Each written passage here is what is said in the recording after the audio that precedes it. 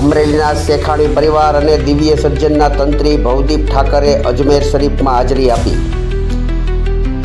અમરેલીના જાણીતા શેખાણી પરિવાર તથા દિવ્ય સજ્જન ન્યૂઝ નેટવર્કના તંત્રી શ્રી ભવદીપ ઠાકરે ગત તારીખ 24/5/26ના રોજ અજમેર છઠ્ઠીના પવિત્ર દિવસે ખ્વાજા મોઇનુદ્દીન ચિશ્તી ગરીબ નવાઝના દરબાર શરીફમાં હાજરી આપી હતી.